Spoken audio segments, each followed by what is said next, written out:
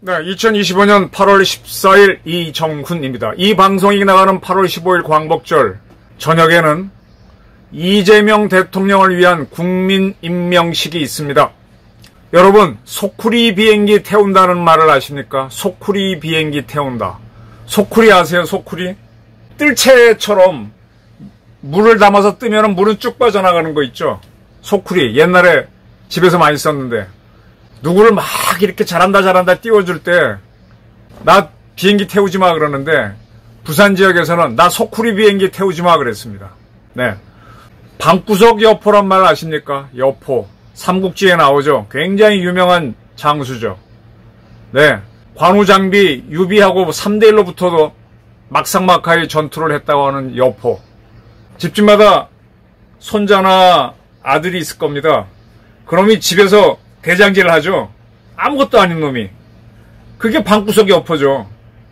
오늘의 제목을 소쿠리 비행기 탄 방구석 여포로 잡았습니다. 누구를 지칭하는지는 상상하시기 바랍니다. 김여정이 그 사람을 향해서 개꿈 꾸지 말라 그랬습니다. 그런데 그는 개꿈을 꿉니다. 남북 신뢰 회복을 하겠다. 한일 협력을 하겠다라고 했습니다. 이게 국민 임명식 하는 날, 광복절 날 대국민 메시지랍니다.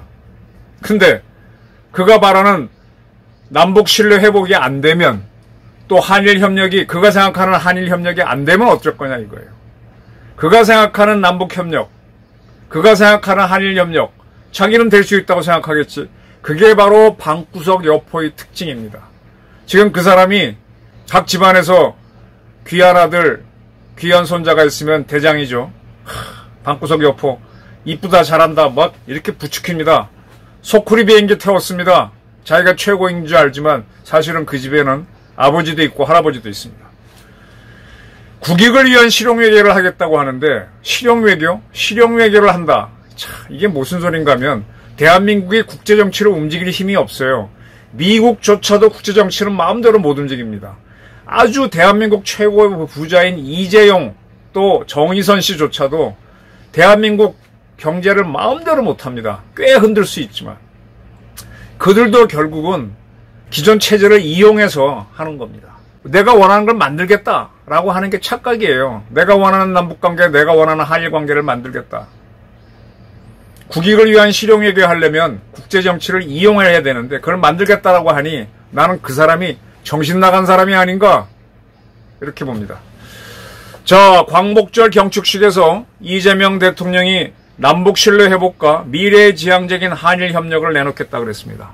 남북 신뢰 회복? 남북 신뢰를 어떻게 회복하지?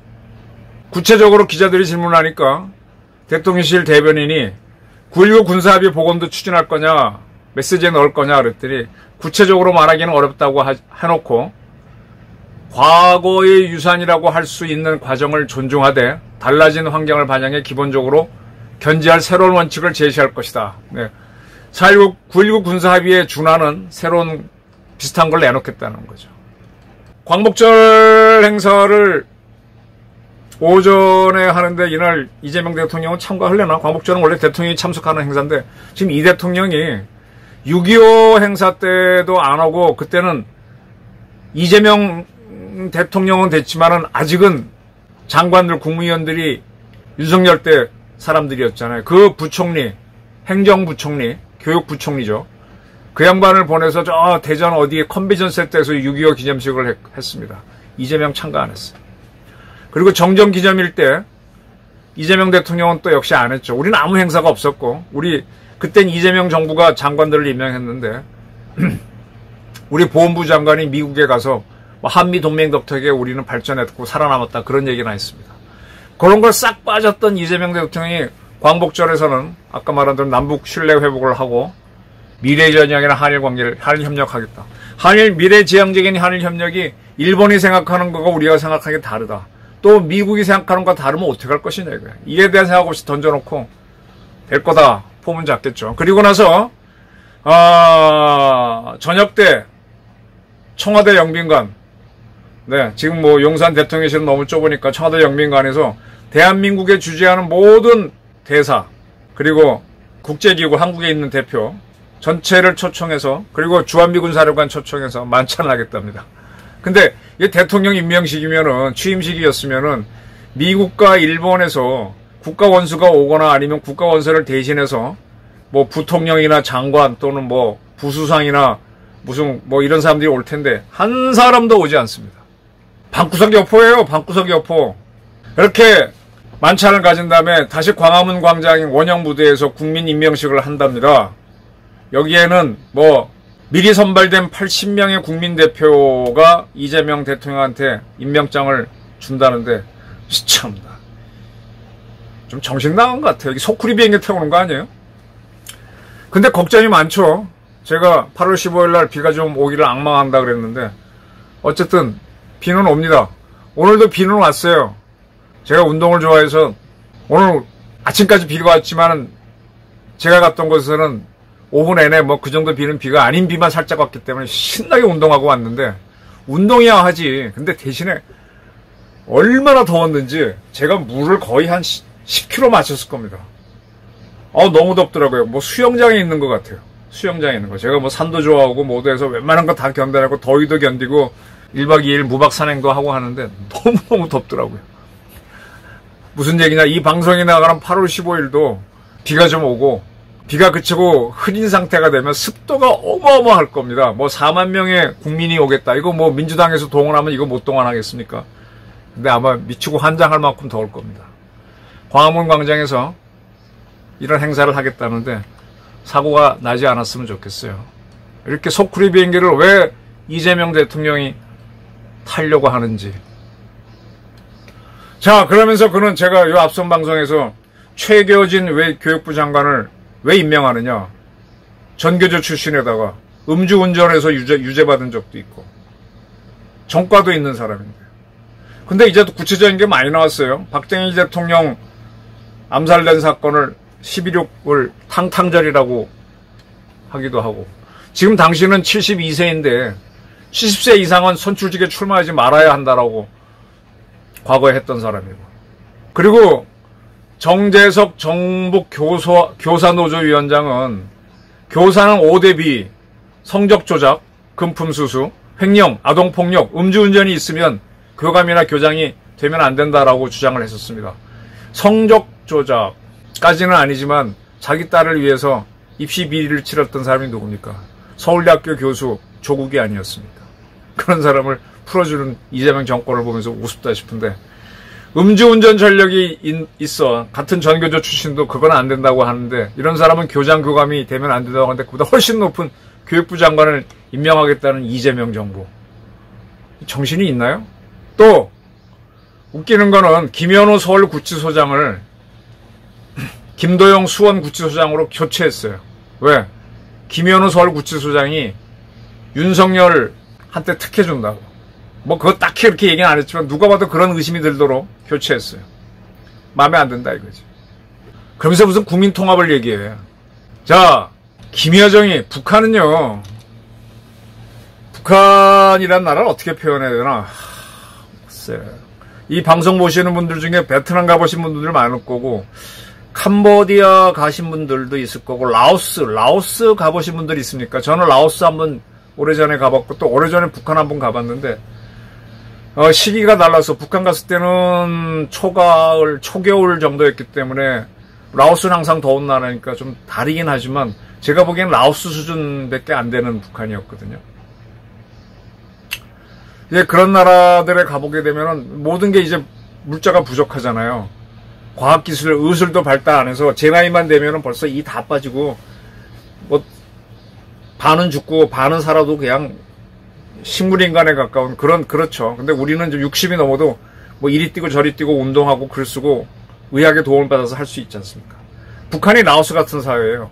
근데 그러다 보니까 우리는 뭐 과학 가지고 누굴 탁 표현하는데, 왜 우리나라 그 대일항쟁기 때 나온 인꺽정 같은 소설을 보게 되면 우리 조선말, 과거의 조선말이 참 알찰지잖아요. 표현력이. 아까 제가 소쿠리 비행기 태우지 마 하는 말도 과거 우리 속담이고 방구석 여포고도 그런 말인데 표현이 찰지지 않습니까? 지금 북한이 자기네가 감정 섞어서 우리를 비난할 때 아주 찰지게 김여정이가 때려. 삶은 소대가리 특등 머저리라 그랬던 그 여자가 긴장 완화 조치를 하려고 하는 그 사람을 향해서 개꿈 꾸지 말라. 서울의 희망은 어리석은 꿈에 불과하다라는 담화에서 그렇게 얘기했습니다.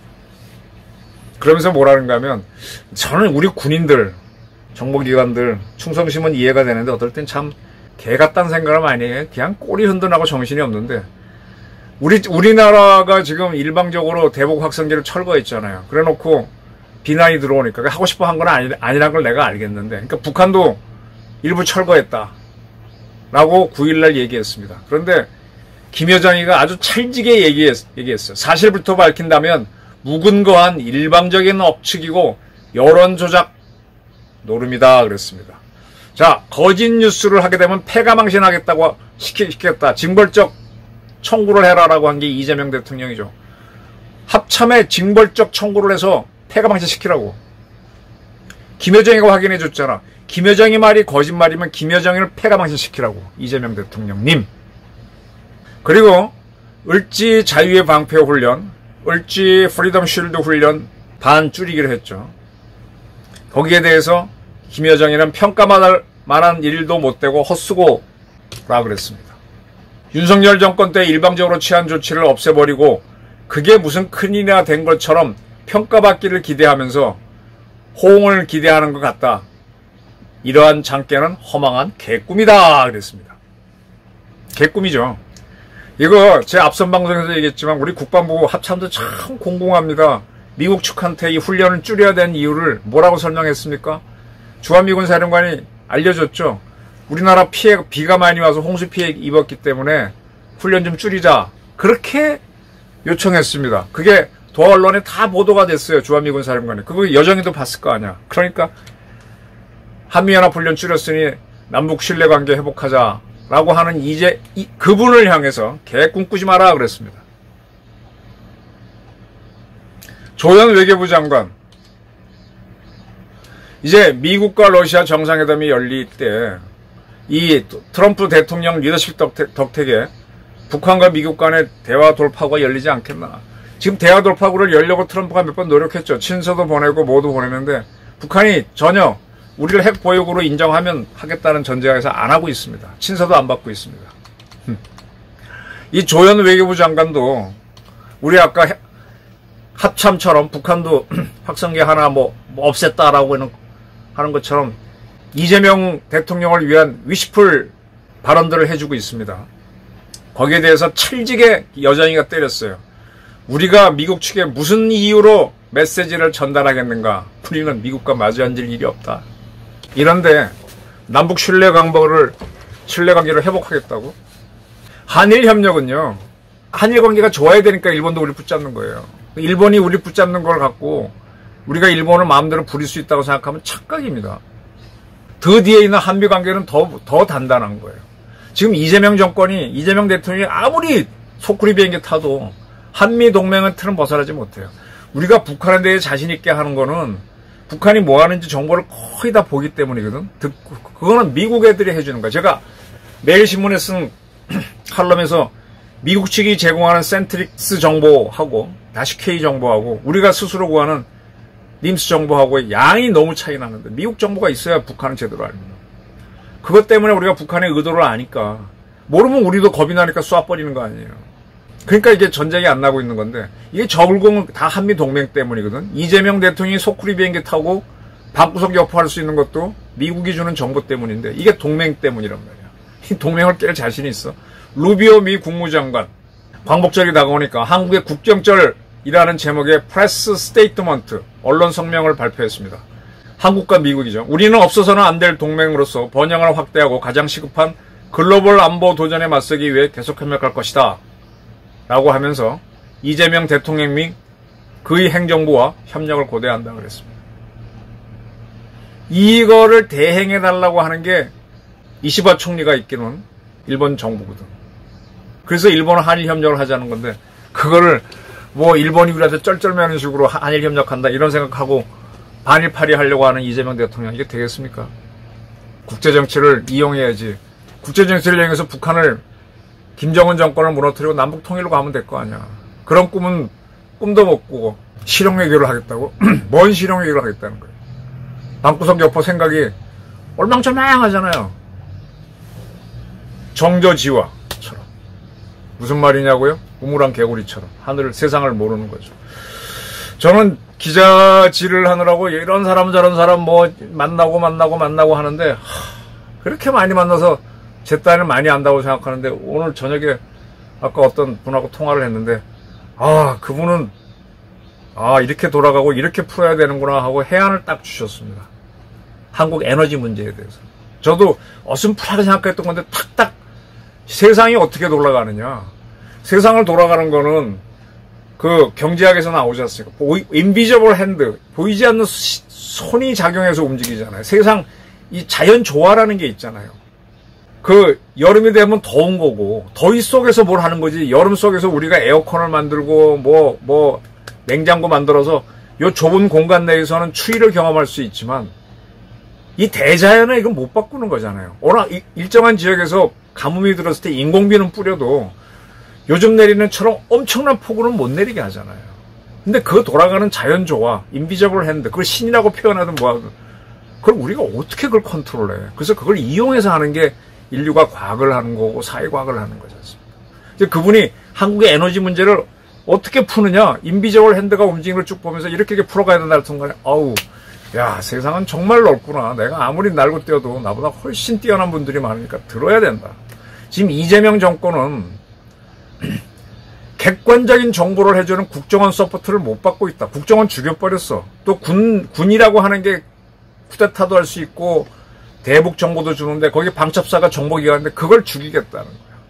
귀 막고 눈 막고 방구석에 처박혀갖고 속풀이 비행기 타는 여포가 되시겠다고 하니 참 답답합니다. 그 앞에 있었던 윤석열 대통령 참 어리숙한 계엄령 해갖고 지금 처박는 것도 답답한데 이제 더 답답한 방구석 여포가 속구리 비행기 타고 날아다닌다니 이거 어떻게 하면 좋겠습니까? 비오는 광복절 우울합니다. 감사합니다.